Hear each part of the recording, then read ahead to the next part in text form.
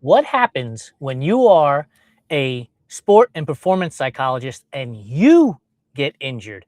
Do you have to now go seek somebody else's help, or do you have to just rely on your years of experience? This is a scenario that has happened to Dr. JoAnne Bullard, whose name you might recognize, as she has been a part of the Everyday Athlete by Run Try Bike probably since the beginning, or very close to from the beginning of when we started, as she has provided great insight into sports psychology over the last number of years with a monthly article on our website. And I'm super excited to talk to her. It's unfortunate that we're going to have to talk to her about getting injured and using all of the tips and tricks that she would help her patients and clients with, and figure out how she is handling this process for herself as well. Before we bring her on, as you know, subscribe, rate, review the Everyday Athlete Podcast Network on your favorite podcast platform, as well as on YouTube. It helps us with the algorithm. But one of the things I'm going to ask you to do specifically is comment.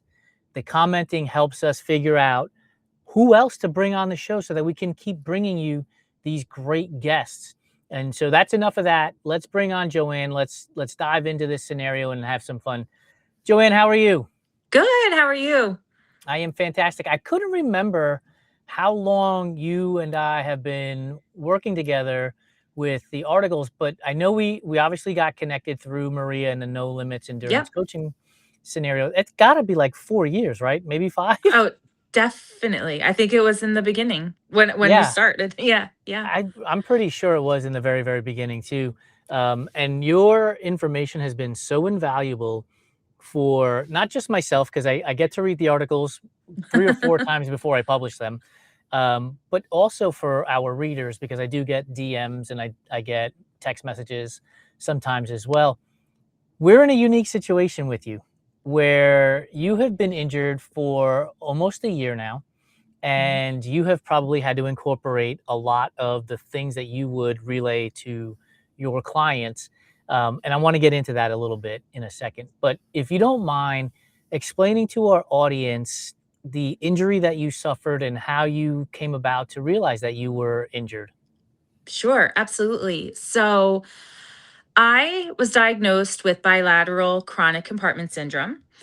I was diagnosed last July of 2025, but I was struggling with the symptoms since my training cycle. My last marathon I ran was the Philly Marathon in November 2022. And then I ran the Disney Half in January 2023. And I remember, and I'll explain all this as we go on, but I was looking back at my training peak notes, and I had a number of training runs during those cycles where I'm like, why are my toes falling asleep? Why can't I really feel the outside, like my peroneal area on the outside of my legs? But I kept going, I kept training, I was pushing through, and I thought, maybe I'm too tight. Go ahead. Let me What were ask you you a gonna say? question. Yeah. When did you look at your Training Peaks notes? Like recently, or maybe a year ago, as you A were. while back, yeah, when I Okay. was trying to figure out, like, how long has Yeah. this really been going on? Gotcha. So there were little things, and I remember I was like, "Oh, I'm just gonna buy new shoes," or, "Oh, I'm gonna try my shoelaces a different way," or whatever it is. Right. And I got through the marathon. I ran the half marathon. It was great. Then I always would give myself a break in the winter months where I would go more into cross training. It's very dark outside. I just needed some Yeah. downtime. And then I was starting my next training cycle. So it was in, I think, like March, April when I began again. And the symptoms were still there. They were getting a little bit more intense. But I thought, oh, I took a couple months off. I just have Getting to started rebuild. again. Just Yeah. have to rebuild. Maybe I need more stretching, more core work, more, all that. And to motivate myself, I signed up for another half marathon, to get myself pushing forward. And I wasn't enjoying running as much because I was in pain. So fast When forward. you say Yeah. pain, Hmm. how can you define that for us? Because here's one of the things I believe happens with athletes. Yeah. They have I'm a part of the process. Problem in identifying Hmm. versus pain versus acute pain versus shut Hmm. it all down, right? Like, Hmm. so when you said that you were in pain, was your first inclination like, oh, I'm just sore because I'm starting up? As time went along, you were like, no, no, no, this is actual pain. Yes, absolutely. And I think the way you worded that was perfect, right? Because there's always going to be the aches, there's always going to be the soreness. And Right. I think that also happens as we go through different life cycles too, different Yeah. changes. So I attribute it to I need to do more stretching. I need to do more stuff behind the scenes before I get out for my training runs. Maybe a little bit longer of a warm up. I can't just get up and go. And even with doing that, I was still in pain. And And to me, the way good, some of that stuff is very humbling, right? Like, because you're like, I totally. just got to get started again. And you're like, but I've run a marathon, I've run multiple half marathons. And Yep. why is this at this moment? And it's humbling. And this is where the psychology part of it comes in. It's like, how do you start identifying all this? So, but go ahead. Yeah, no, absolutely. So pain for me got extremely intense, and that's where I'll lead into me recognizing something is not right. So, in July of 2024, I was like, I bought the shoes, I bought new shoes, I was trying different things, I was doing run walk intervals, but here was my problem. I could not run at that point in time longer than a spurt of 5 minutes continuously without experiencing, this is what I would describe to my husband, fire on the outside of my legs. And my feet would feel like Frankenstein feet. They would feel like they were just slapping and slamming. The second I would stop running, it would go away.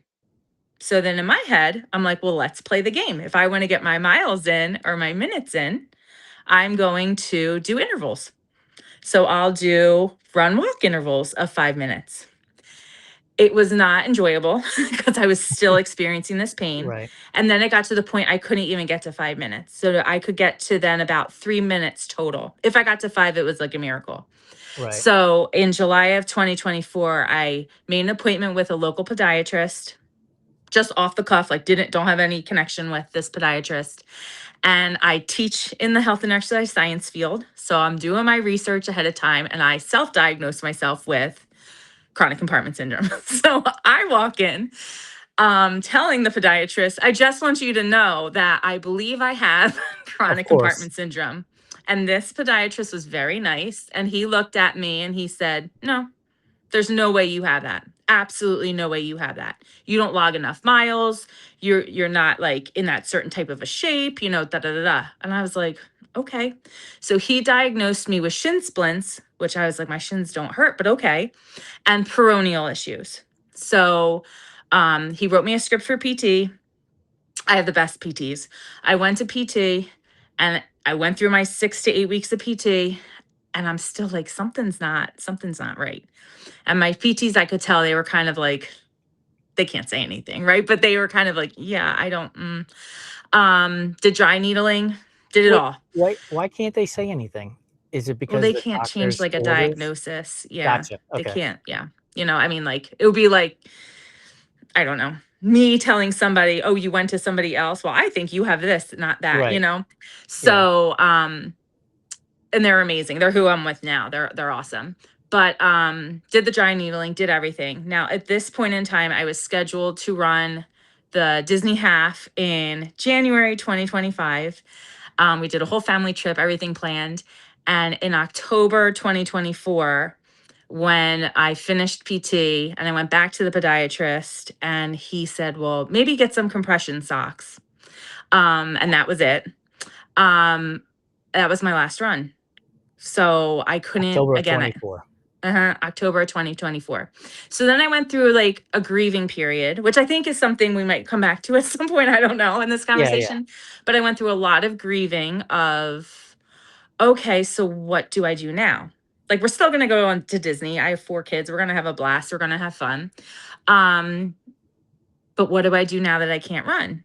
So let Cause me ask you this real quick. yeah, So the idea that you're going to Disney's not like walk 10 feet and you're done. Like you're walking miles correct. at Disney, right? And I know earlier you said that walking wasn't an issue, but was there any concern that walking as much as you would be at Disney, was that a concern for you? Like, No, No. Not at that point, and I'll get to when that came into play. Definitely down the road. Yeah. So at that point in the fall and winter, I was just kind of like, all right, I'll do the Peloton, I'll strength train. Um, I mean, we're all runners, a lot of us. It's not the same, Yeah, and I no, kind it's of not. was, no, and I was kind of like, well, who am I now? How do I Yeah, get motivated? So I really struggled with that piece, but I thought time's going to heal it. Like, right. oh, I'll just take more time off, and before you know it, I'll be back. So that spring, um, mind you, I still haven't run.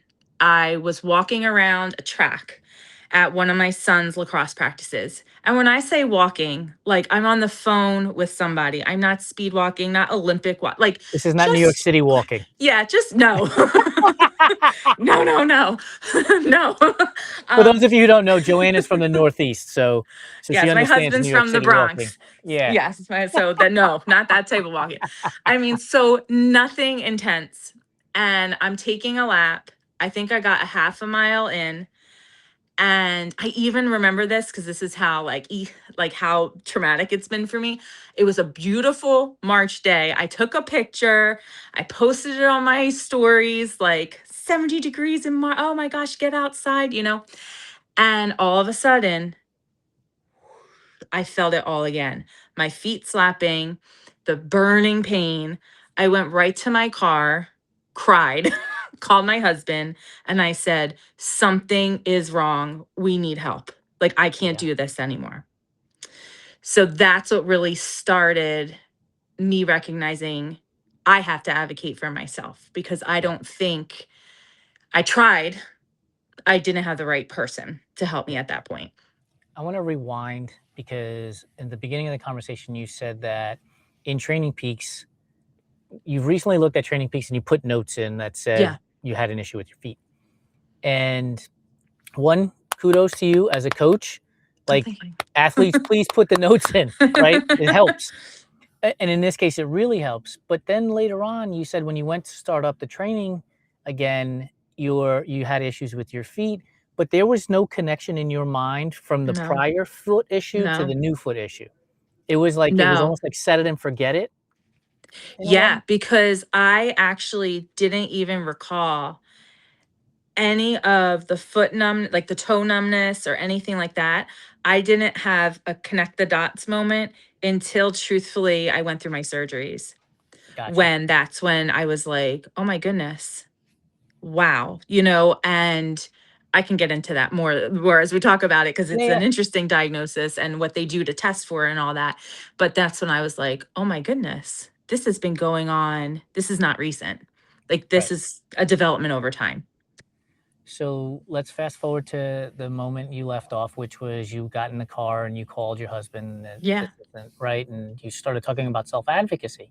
Hmm. And I'm wondering if the emotion in that moment was anger that Mm, I've gone to the doctor, I've gone to the PT, and they didn't believe me, hmm. or was it determination? You know what? They didn't believe me, but almighty, this shit hurts and I'm gonna get it taken care of my Yeah. way now. Yeah. I think it was a little bit of both. And I do want to say my PTs are awesome. So I'm not throwing them in the You said same it thing twice as my now, podiatrist. so it's clear. Yeah. Yeah. Cause I'm with them now and they've been like, they're like my rock. So yeah. But definitely anger, definitely frustration. Big time feeling let down that like the system failed me a little bit, Right? and again, reflectively, any Yeah. person that goes into a doctor's office and is like, I think I have this, like, of course a doctor might be a little Yeah. defensive.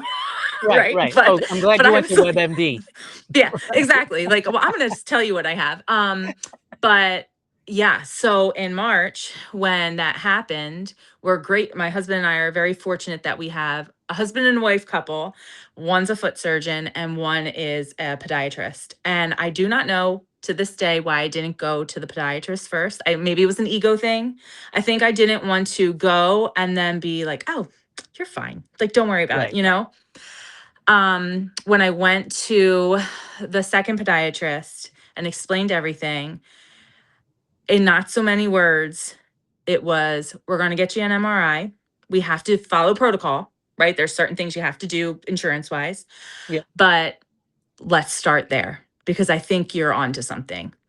It took a while to get approval for an MRI, got my MRI, showed a lot of swelling and edema. And that's when the podiatrist I went to was like, we got to get you to somebody who can do compartment syndrome testing, which is not common.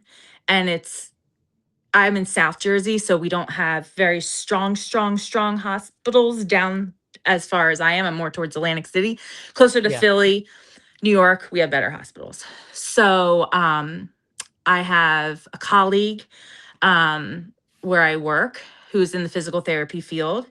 And I called him and I said, I need your help. This is what's going down. And he gave me a recommendation. I went to this one doctor who was amazing.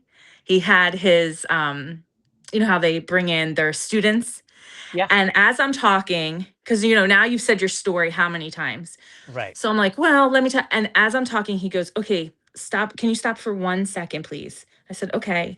And he's talking to a student. And this was the first time I was like, maybe I'm not nuts. Because he said, do you hear how she said 3 to 5 minutes? And when she stops, it goes away. But when she starts up again, she can only go 3 to 5 minutes. That's a classic identification for chronic compartment syndrome. And I was like, and he said, no athlete would know like clockwork when it begins, when it stops. So I was like, okay. So then he doesn't do the testing, but someone in his system does the testing. So I had an appointment with that doctor. That doctor schedules me for the compartment syndrome testing. The compartment syndrome testing was probably the most inhumane thing I've been through, and I've had 4 children. Really? Why is that? It was intense. So they numb your legs with needles. Then they use a scalpel and they make 4 incisions and they insert, and you're awake for all this, and they insert I think it's mano local, right? local, yeah. Yeah. And Yeah. they insert manometers that are pressure readers, like pressure gauges, in Yeah. each of those incisions to get your baseline. Then they put band-aids on you and they say, here's the treadmill. And you're in the middle of a physical therapy office and they're like, get it going. And I was like, what do you mean? They're like, we need you to replicate the symptoms so we could stick the pressure gauges back in. Mhm. And he said, sometimes your legs are totally numb, so you might not feel it. And I said, give me 3 minutes. And I jacked the incline up. I didn't even run. I was like, seriously, 3 minutes. And he was like, and I raised my hand. I'm like, I'm done. And he's like, what? Threw me back on the table, put the gauges in. Anything over a reading of 30 is considered chronic compartment syndrome. My readings were between 75 and 90 in the Holy 4 shit. compartments, In all of them. in all of them. So not even So one. Oh my I goodness. think I laughed and thanked Yeah. him. To keep from crying, I'm sure. And he was like, and I said, you don't know how happy this has made me. And they were like, okay. I'm like, no, because this has been Right. like, thank you. What Yeah. do I do now? And he was Well, like, okay, well. I want to So, ask you this. yeah, So the first doctor you walked in, and I'm going to use an adjective because I'm in marketing. You walked in brazenly and said, "I know sure. what I got, doc." And the second time you talked to this doctor, the doctor already knew a little bit of the story. Yeah, And so I'm wondering if do you think because we I want to talk about self-advocacy because we hear these stories constantly. sure. But I'm wondering if you didn't walk into the first doctor and say, "Here's what I have," Yeah. and allowed the doctor to diagnose you, do you think it would have been any different? Do you think that that first doctor would have been more patient with you? Because I'm guessing, like, right, the way I'm envisioning this Yeah. is, and again, I'm from the Bronx, like your husband. Like, you walk into my office and you tell me what I'm doing, I'm gonna Yeah. put up a fight. Well, I wasn't, and you know me, like I'm not combative. I'm Right. not. I just walked in and I'm like, I did explain everything that was going through. And I said in a very like kind of calm way, like, do you think it's Okay. compartment syndrome? Like more like that. And So it he's like, was still "Oh, no." dismissive of you Yeah, though. he's like, "Oh, those cases are so rare, so rare. I don't think you had that at all." Yeah. I was like, "Okay." So, and I do trust doctors and physicians. Like, I never go off the cuff with like, I'm always like, "If you say I have this, I have this. Right. Like, what I have to do?" So that's where I was like, "I'm just gonna trust him," and maybe it is something peroneal. So Maybe it is so something. Yeah. then so then with the second doctor, because Mhm. you're now getting quote unquote the second opinion, Yeah. that they must know that something didn't happen the first time. So I need to be more aware and looking for something Yes. different than the first one, right? So like Yes. it's like going through a maze and you've run into the bush, so now you're Yeah.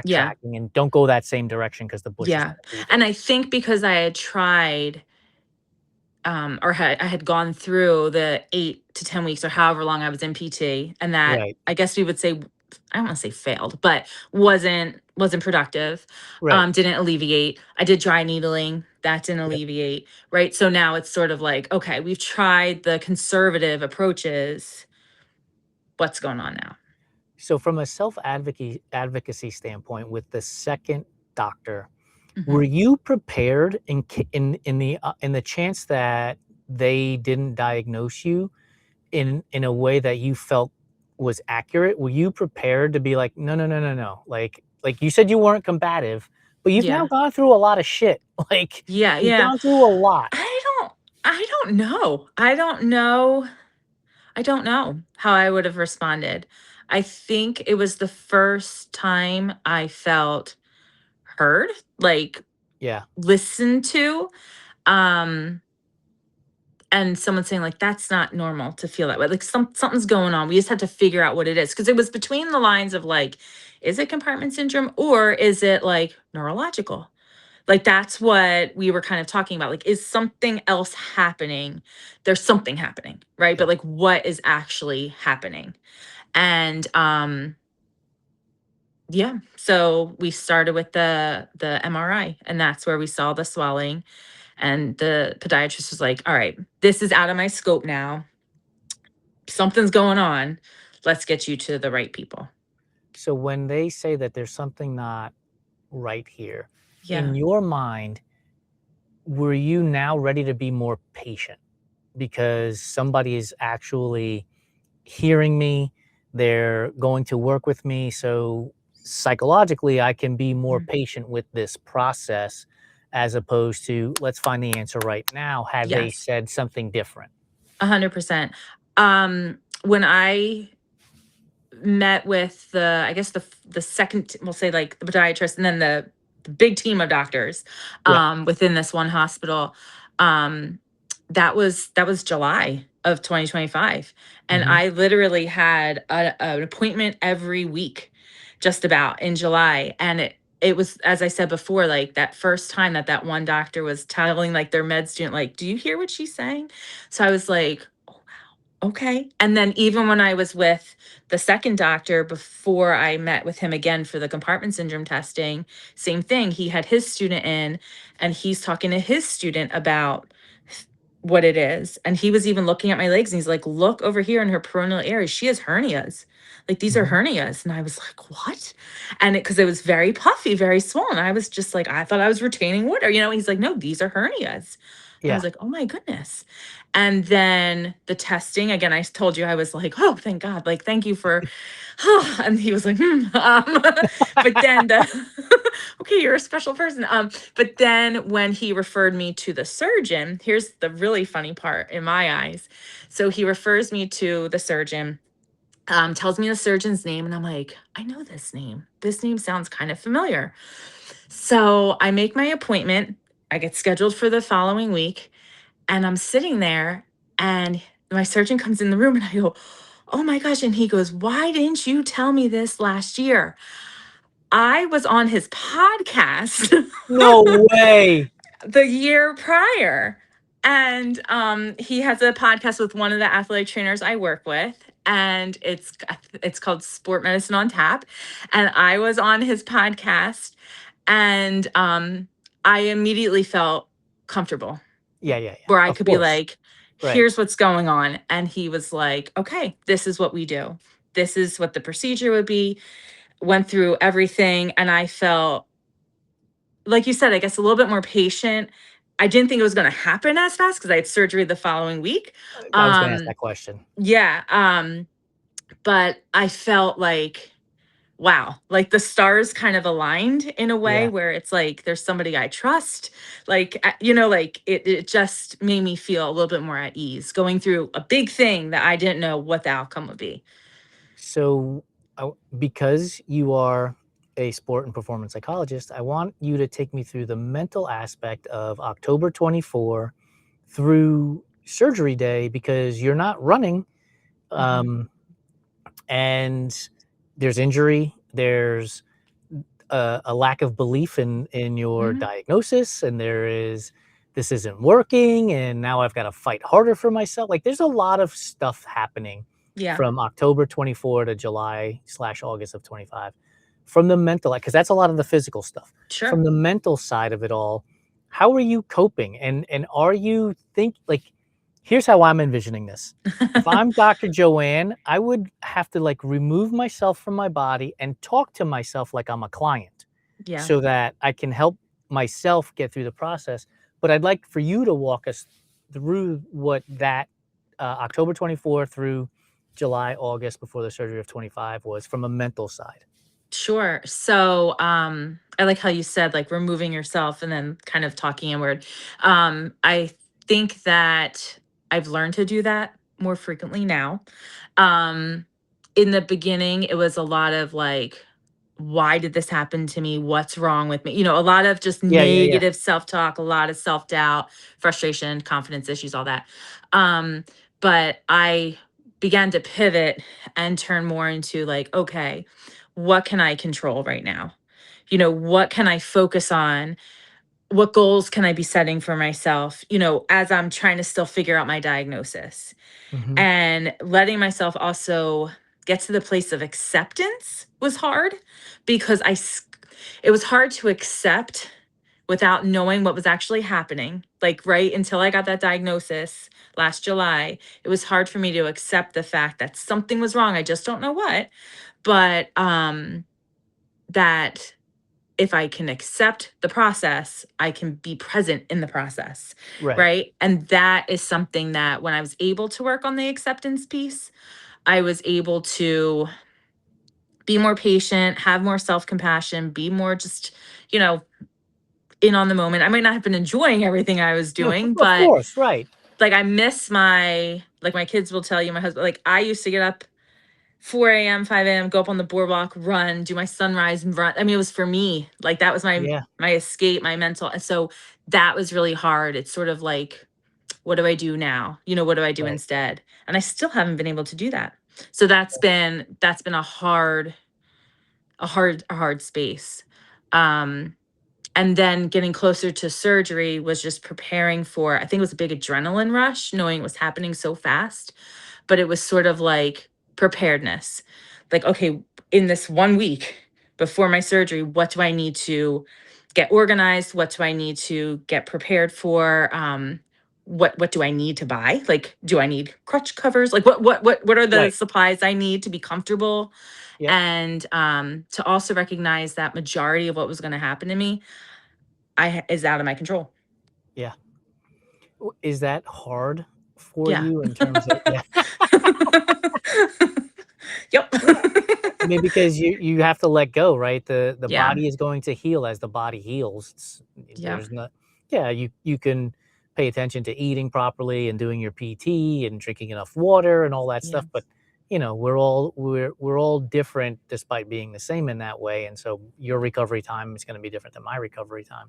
Mhm. So, when you go in for surgery, it's about a year at this point, Yeah. correct? A year from Mhm. from now, so Yeah. August 2025. Yes. You go in for surgery, and when you go in for surgery, or when they're prepping you for surgery, I should say, is do they give you a timeline as to when you'll start PT, start doing things so that you can then begin to run again?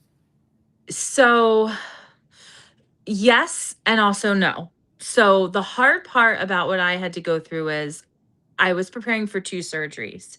So, I was getting one leg operated on at a time. So I had my right leg operated on in August of 2025 and my left leg operated on in December of 2025. And Why is it separated that way? For safety reasons? because otherwise you'd be in like a wheelchair.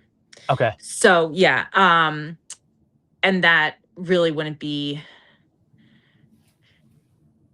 I don't think I think some people may opt for that, but it's not as Yeah. common anymore to do it that way with the Right. surgeries.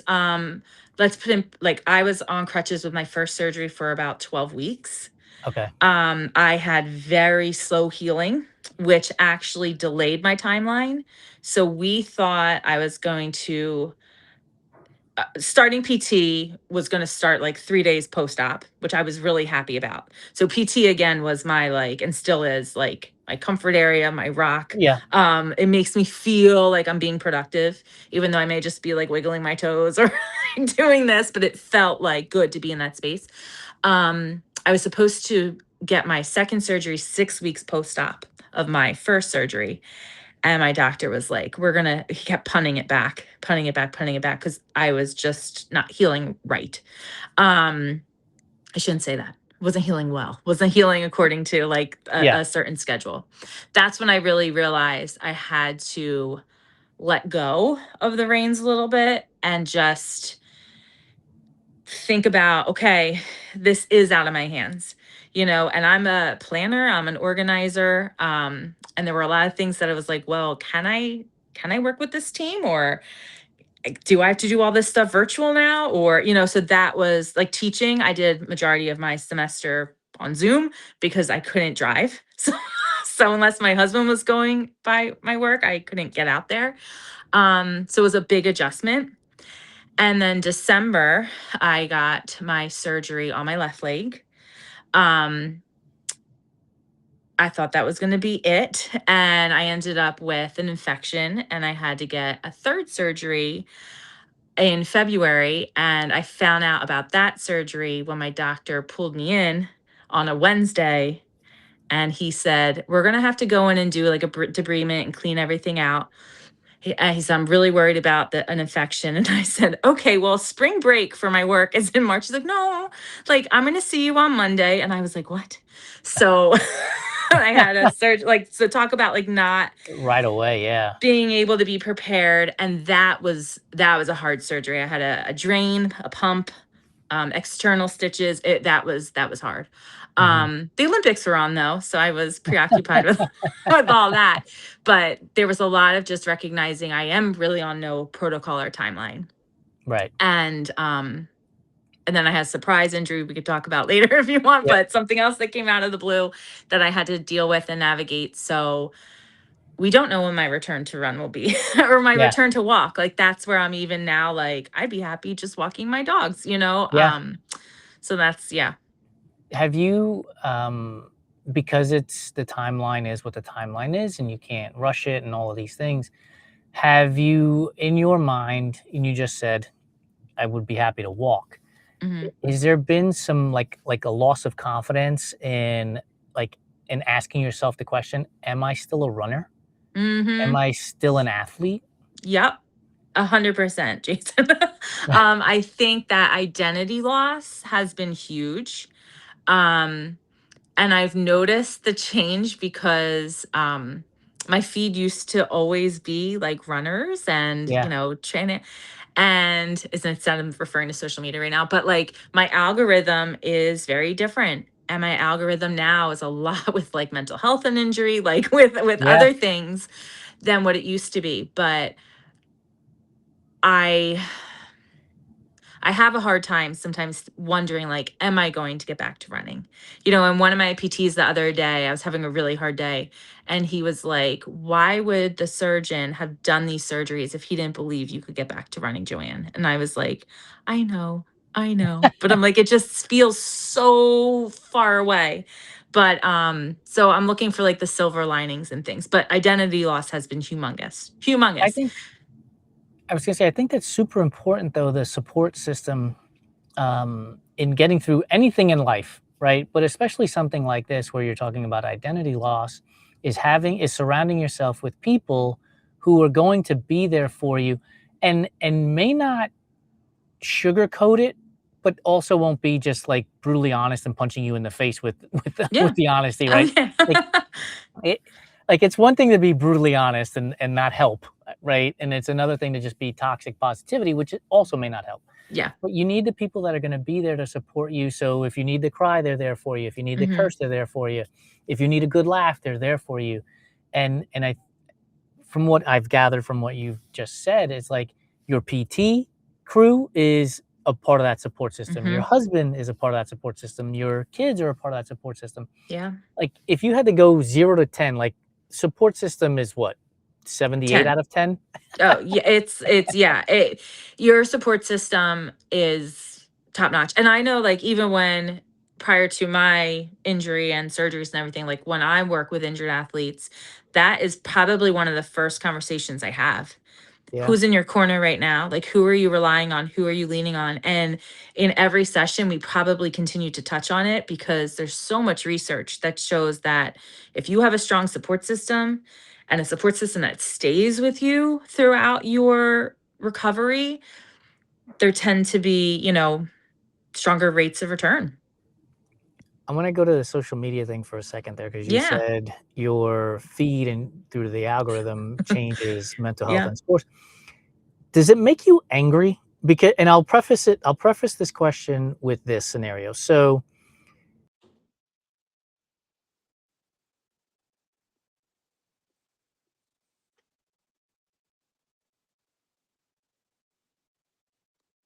Uh-oh. coffee and soda posts, coffee and soda one day. So here's coffee and soda Yeah. for forever. Angry, right? I'm like, look, I drank coffee and soda once or twice. Like, don't Yeah. replace everything. So, like, when you started noticing that change in the algorithm, like, w Mhm. mentally, were you, like, angry that you weren't seeing the running stuff, or were you relieved that you weren't seeing the running stuff? I think a little of both. I remember there were a couple because I mean, injury is you're on that roller Yeah, coaster, that emotional roller coaster. And I had my like, I'm strong as nails, I can do this moments. And then I've had my like watching TV and crying moments, or whatever. So there were a couple accounts I remember like seeing this person. I don't know if it was the music, I don't know if it was whatever they were posting about. And I was like, that's me, and then like here come the waterworks, but I felt a little bit of connection to somebody I didn't know, but it was sort of right. like, wow, and even now, like, I mean, I'm on a different trajectory with my recovery, but even now sometimes I'll find like it aligns. Some of it no, but a lot of it I'm like, yeah, like I feel seen even though this Yeah, random person doesn't know who I am, but I'm like, thank you for posting that.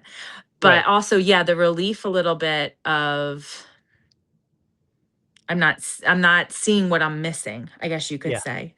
That like, yeah, I think yeah. you inadvertently have touched on a few things in this conversation. 1, make sure your training peaks is updated, folks, with notes.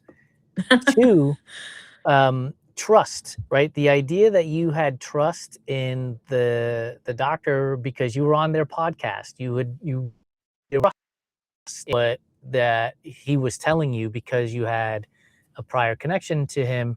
And then 3, the idea, like, oftentimes we ask ourselves, should I post this on, like, who's going to care about this, blah blah blah. And here you are telling our audience, right, that one person put something up and it resonated with you. Mhm. And isn't that the whole point of it? Like, isn't that what we want, is to be able to have an impact on one person who will feel less alone in the Yeah. situation because they know that somebody else is going through it. Like, Mhm. this podcast isn't about those 3 things, but you touch on those 3 things, and I think it's amazing Yeah. because I think oftentimes we as endurance athletes ourselves Yeah. tend to be prone in a lot of ways. So having trust, a coach, having a team, having a PT, having a doctor, like all of Yeah. these things that you've gone through may be quite Mhm. different for you if it was just you in the book club, right? Like Yeah. if it was Oh, you in a sure. book club and there were Sure. like 5 or 6 people in a book club versus millions of runners that you're scrolling past and the algorithm is feeding you this Right. information. It, it, Right. it does change the dynamics there. I want to touch Yeah. on for you because the recovery process has now involved another injury and is extending the recovery process. So you suffered a stress fracture, Mhm. um, and when you figure out or find out that you have this stress fracture, is it a moment of why me? Or is it a I guess yes. Little. But it's hard, right? Like, Oh, you're like, yeah. "I just went through all this shit, like, why this now?" Why now? Yeah, and I think that comes back to the advocacy thing too, right? Because when we think about stress fractures, stress fractures are from overload. I Right, wasn't overloading anything. Like, I was on crutches um,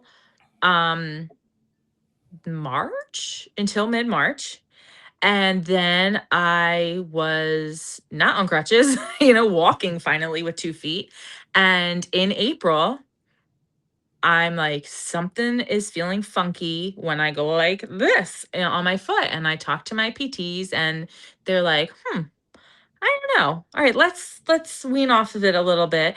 Ligaments, tendon, there's so much happening in there. It's getting worse and getting worse and getting worse. So I, of course, then say, do you think it's a stress fracture? And they're like, no, how can it be a stress fracture? You haven't done anything. I'm like, okay. And then, I mean, of course, they're like joking with me, but they're like, I wouldn't think it's a stress fracture. Well, it's not getting better. So I contact my surgeon. I mean, because I've literally, I can't even tell you how many appointments I've had with this surgeon in a calendar year. And he brings me in, we're talking, and I'm like, when I do this, when you touch here, when it doesn't hurt here, doesn't hurts right here. And he's like, let's get an MRI. Let's get an MRI. Well, I had to do steroids first. You have to do like the 5 or 7 days of like prednisone, to see if it's inflammatory. That didn't right. work. He's like, let's order the MRI. Stress fracture on your third metatarsal. I'm like, are you kidding me? And he came in the room when I went to my next appointment and I just started laughing. And he was like, all right, so you're getting a boot and blah, blah, blah, blah. But yeah, I think my thought was like, why me? But also at the same time, I felt like, why not me? Like, Right, of course this would happen. And he thinks it's just because I was non weight bearing for so long, my bones got soft, all that stuff. Um, the hard part about it was at my 6 week mark, it didn't improve. At my 12-week mark, it wasn't improving. I got another MRI. It's showing very slow healing. So now I'm in like a walking shoe, not a boot anymore because I was losing mobility again. So we're yep, in like a funky gray area right now. Um, but yeah, so that was another bump in the road. yeah. So yeah. What do you, um what do you hope the end result of all of this is? Is it a return to running a marathon? Or are you looking at, look, I just would love to be able to walk for 3 to 5 minutes without any pain. Yeah. I mean, I'll share this one thing. I just thought of this as you said that. I was yesterday just at like a annual checkup with a random doctor that I see. And I had my boot on or my walking shoe on. And she's like, "Oh, what happened?" And I told her. And when you say compartment syndrome to a medical professional, they are like, "What? Like, what did you have?" Because they're like, "That's insane, right?" So I'm always prepared for that. And this doctor said to me, well, after this heals, I mean, you're never going to run again, right? Like, why would you put yourself through that? And I was like biting my lip and I was like, and it made me feel really small at the Yeah, time. And then I had to remind myself, I'm like, she was trying to be friendly. She's not my orthopedic. She's not my, PT. Like, she doesn't know my world, but it kind of stung a little bit. yeah, So, yeah, so that I was kind of like taken aback with that. But I think my end result, I would be very happy to just be able to walk without pain. that would be like a win for me. I would love to be able to get up on the boardwalk and just have like a walk and enjoy where I live and get the sunrise again. Like that would be like perfection. I would love to be able to do a run with my kids. Yeah. That was something I said to my surgeon before my first surgery. I was like, because truth be told, I told one of my children who wanted to do a turkey trot that previous November that we couldn't do it because it was going to rain. Oh, And I was taking myself out. I was self yeah. handicapping because I knew I wouldn't be able to do it. And I didn't Right. want to put her in a weird spot. And I said, I just want to be able to be able to do a turkey trot with my kids, Yeah. Um, a half marathon would be awesome, but I'm not, I mean, that I don't even know. So I'm just Can't put sort the of cart before like the the horse. Yeah. progression. Yeah. Yeah. Yeah. I you made me think of something as you were talking about the doctor saying you're not going to run again, are you? Yeah. Like we glamorize the idea of self-advocacy, right? In the way it's portrayed. This person finally stuck up for themselves and got the right this and got the right that. We see it all the time. Doctors are watching the news the same way we do. They go to the movies the same way we do. They listen to podcasts the same way that we do.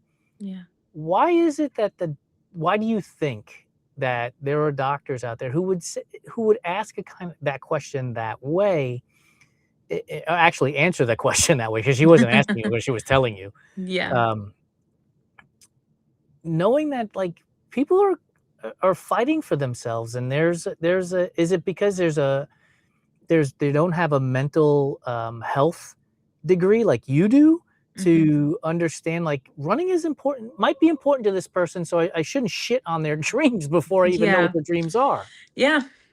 Yeah. I don't know. I think that's a really good question. And I think regardless of the profession that we're in, I think a lot of that has to do with like emotional intelligence, just like Yeah. IQ of Yes. things. Some people are a little bit more compassionate towards others or empathetic towards others. Others may not be as much, and I don't think that makes my doctor a bad person for how they No. spoke to me Agreed. yesterday. But um you're right. Like maybe I've always been taught like you don't project what you're thinking or feeling to the person you're working with, right? Like Right. their Yeah. Yeah. journey is their journey. Um, but I think that's that awareness, just that emotional intelligence, emotional awareness when you're with other people and recognizing that like, is it okay to say that? Is that not okay to say? I don't know. I don't Yeah, know. like we had Zach Friedley on our Enduring Minds podcast, and Zach has a blade. He runs with a blade, so he's disabled. Mm, And he says when he goes to the grocery stores, like he can tell when the person is like, burying a hole in him because they're just staring at him. sure. Sure. And they'll ask a question to him along the lines of what happened to you. And what he said to us, Evan and I, was something that I'll never forget. He said, "You're asking me to relive what is possibly the very worst day, or Hmm. the very possible worst day I've ever had in my life. Yeah. So instead of asking me that question, think about how you should ask that question in a different way. And Sure. why are you asking that question?" And so for your doctor, and for not just for doctors, but for people in general, before you ask a question, right? Think about what it is that you are asking and the why are you asking it, Yeah. right? Because if you're just inquisitive about how a person lost their leg, Hmm. um, consider the social, or excuse me, the mental impact of them having to relive that moment, Oh, right? absolutely. Because we don't know the story, which is why No. we're asking the question. Yeah. And so I wonder if we could. What was the old adage we were taught? Like, think before you speak. Mhm. Like, if we could just stop for a second and think before we speak, like in that doctor, in that moment, she could have easily have said, "Is running something you'd like to get back to?" Right, right. That's That's a that's it, good way to phrase it. Yeah, right? Like, yeah, if that's it, not you don't plan on running, do you? Like, it's almost yeah. like back in the day when your mom would be yelling at you. Don't do that. Yeah, yeah, yeah. No, absolutely, absolutely. And I think that's just something that, like, you learn over time. I guess I'm sure we've all asked. I know I've asked questions I A probably hundred shouldn't have, percent, or have phrased 100%. things the wrong way or whatever. And then you're like, ooh, like that wasn't Yeah, right. Like I need to fix yeah, that, right? But you're right. Like everybody has their own stories, their own traumas, their own experiences, and you don't know what will trigger them, right? right. Um, but also when we think about the self-advocacy space, when you are in that position to advocate for yourself, nobody realizes how much guts that takes to be able to Yes. do that. And I think that's where sometimes we need to, if we're on the receiving end of that conversation from that athlete or from that person, sometimes it's like, okay, can we check our ego, put our ego to the side for a minute and listen? Just listen Mhm. to what this person is trying to share and convey. Because sometimes when our egos are a little bit too big, that's where all of a sudden the person who has like got all their energy behind them, right, to say this one thing is then like, Yeah. squished a little bit. I think one of the issues that we face is that in social media, we don't have to listen. Because there's no Yeah, context coming across the screen, right? true. JoAnne types out 17 words, hits post. I Mhm, receive it in the moment in which I am in. I mhm. don't receive it in the moment in which JoAnne is sending it to me. Correct. And so I may have had a great moment, and so I'm receiving it positively. I may have just had a crap moment and I'm receiving it negatively. There's Yeah. no tone of voice in social media and posting or text messages or email for that matter. And so I think the art of conversation has been lost, which Mm, means that we have also lost the ability to actively listen, right? When you go to meetings, everybody walks in with their phone, right? And they turn it over as if that somehow prevents them from thinking there's a message coming through that yeah. phone and I really want to touch it, right? Like Or it's I coming really through their want watch, so right. Like there's something that's coming in, right? yeah. And it's almost like ban all phones in meetings so that like don't even bring them in there, ban all watches, like there's a clock on the wall so that we can actually connect with each other and have conversations. Like I'm in a podcast booth in our new apartment complex. Mhm. And to the right of me, there are teenagers playing ping pong. And in my head, I'm like, dummy, why did you pick this seat? Right? There's two other podcast booths that I could have gone into. And so there's a distraction there. And I think that because we're so technology is so ingrained in our lives these days that we lose that emotional intelligence because we're just typing and Sure. we can't see the person's face when they receive our message. Mhm, They can't hear our voice and we can't hear their voice coming back. And I think that creates the opportunity for a lot of friction to happen so that mhm. when we do end up in person, we say things like, "You're not going to run, are you?" Instead of saying, "Is running something you plan on getting back to?"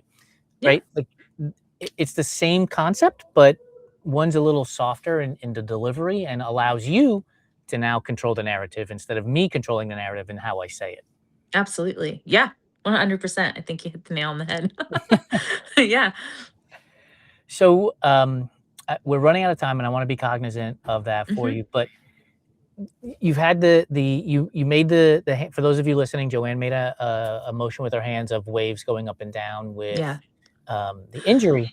And yeah. so, as you're getting through this process today, you're coming up on the 12-month anniversary of the surgery, and the idea and the goal for you is to run with your kids again one day, get on to the boardwalk and do the turkey trot thing as well. Mhm. Um, is that motivation for you to continue in that process even on the hard days, or does it feel like a moving target that you're never going to achieve?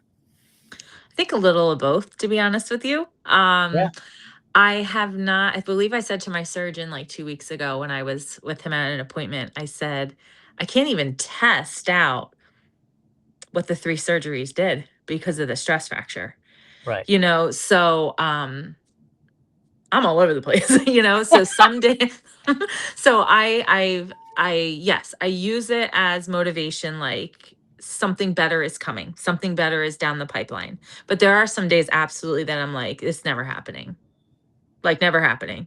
Like I shared that Yeah. my PT's like, why do well, he would not have done this surgery if you would not Right. have been able to do right. Like nobody would put you through that type of surgery for that.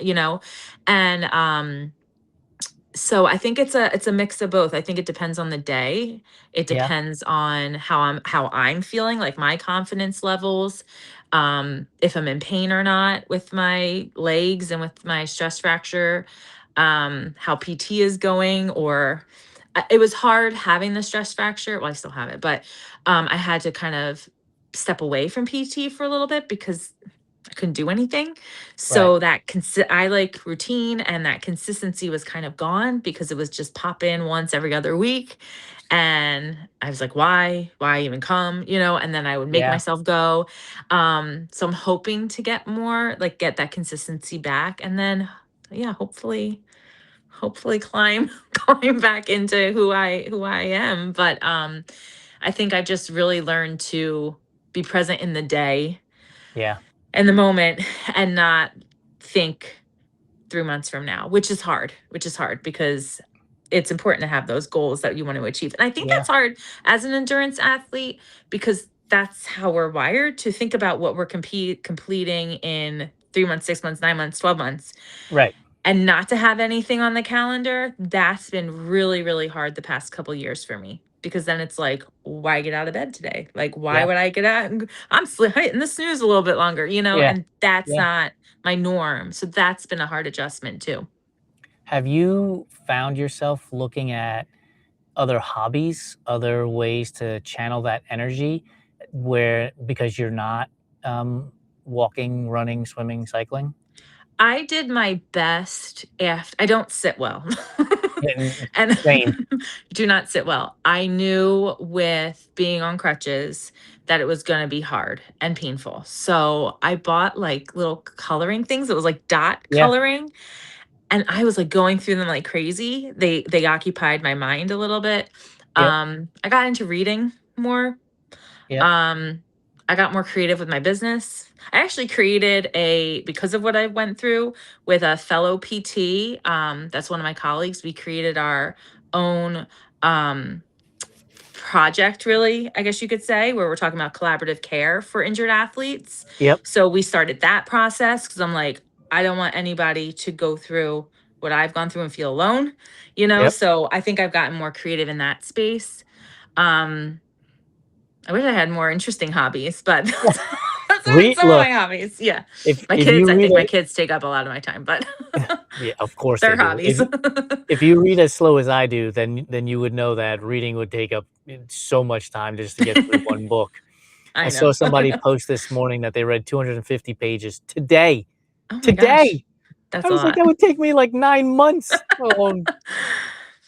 I read super slow. Is there a book that you've read that, has had an impact on you? And it doesn't necessarily have to be like you just Yeah. really truly I enjoyed it. I had it around here. I love Brene Brown. Yeah, So like I reread like Dare to Lead. I reread Gifts of Imperfection. I just find her to be very wholesome and true. yeah, So those were books that I went back to a lot during my surgeries because they're easy for me to kind of just like it resonates the way she yeah. talks and her experiences. Which probably led to starting this new collaboration that Yeah. you started with. Yeah, right? Like, Yeah. one thing leads Yeah. to another for sure. Yeah. Alright, well, as you know, we do some food questions at the end. You've Oh. answered so many of them already, but we have a show called What's in Your Earbuds, and 2 weeks ago, the conversation was surrounding music, and then Oreos, as you know, would end up into the conversation. So, Okay. we're gonna present to you some What's in Your Earbuds conversations. So, what are you listening to these days? Is it music, podcasts, or audiobooks? Um, when I'm driving, it's music. I haven't really listened to any podcasts. Well, Yeah, a couple, but not too many. Not too many. yep. It's amazing, like, I would talk to so many people, and who's listening to podcasts? Because and we're on one, don't get me wrong. I know. I used to listen to them when I would walk. Oh, that Like makes sense. I Yeah. couldn't do running in a podcast. No, I would be me like, neither. what is happening? Yeah, Um, but I would listen to the Office podcast, The Office Ladies. Yeah. I love The Office. Their whole podcast, and it was great because I'm like visualizing the episodes, and Right. so that's one I used to listen to, but I haven't listened to it in forever. Yeah. It's amazing because I've had a conversation recently with another podcast host, and I explained to them that I talked to a third podcast host like a year or two ago, and I asked him, "What are you listening to?" And he said, "I'll be honest with you, I don't listen to running podcasts." And the reason he told me he doesn't listen to them is because he's like, then I will end up emulating their podcast on mine. And so now I've just created a second of their Ah, podcast because I'm listening to it so consistently. interesting. Yeah, I That thought makes it was sense. really interesting. Yeah. So mostly music. Who's hmm your favorite musician? Who's your favorite artist?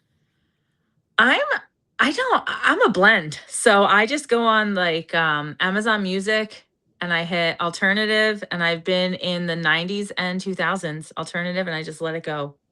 Anything in there makes me happy. And so no singular artist that you would be like, I need to go to their concert. No, not right now. No. Interesting. Yeah. It Yeah. kind of ruins the whole rest of these questions. Oh, I'm sorry, Jason. I mean, Well, here's I so can I'm think gonna of one. pose it to you anyway. I'll make you think of it. So the question came up like, if a musician could be an Oreo, like what flavor would they be? And Luther Vandross was one of the first ones because I love Luther Vandross.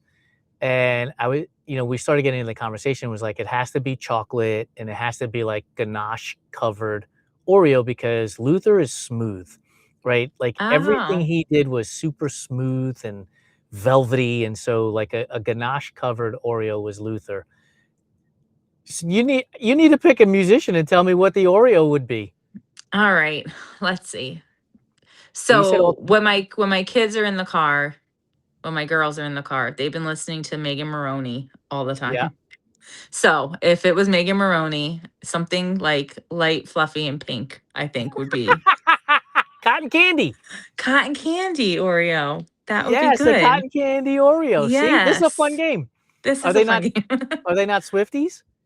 They're not Swifties.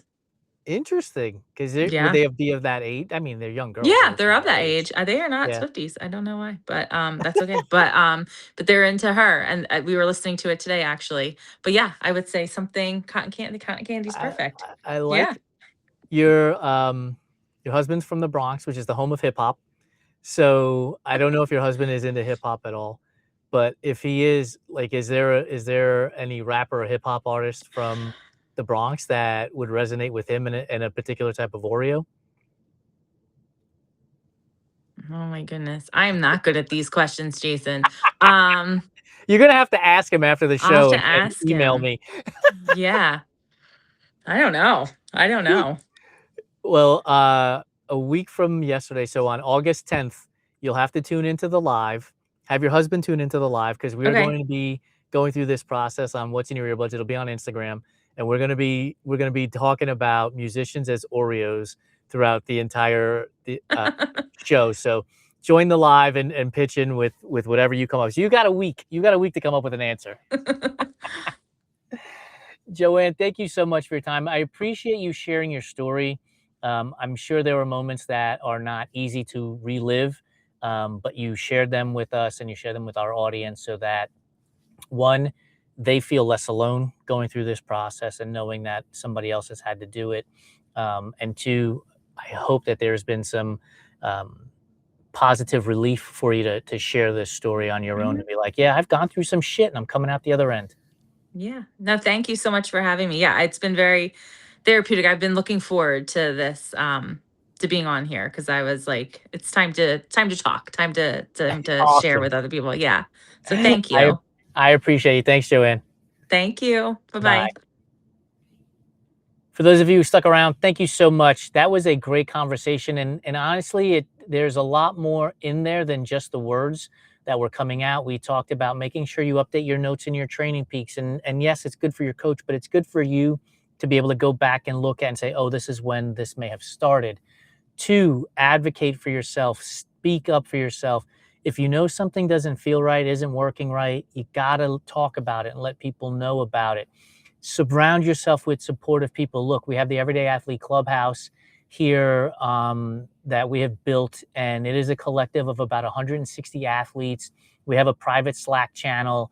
We use the close friends option on our Instagram feed, and we really talk everything out, and we let people know that they're not alone in this process. So support yourself, surround yourself with supportive people that will help you get through the hard times and celebrate with you the good times. And there is no accomplishment too small to celebrate. So hopefully you've got those three things at a minimum out of this conversation with JoAnne, amongst other things. Appreciate you spending time with us. Come back next week as we will be chatting with Melanie Catcher, who is a fantastic cyclist, who I love her Instagram feed because there's always croissants or bagels or donuts from her coffee rides. And she's doing some hard shit up in Canada too with the bike rides that she's doing and elevation she's climbing. So come back next week. Appreciate you all. I will have another show for you 7 days from now. Bye-bye.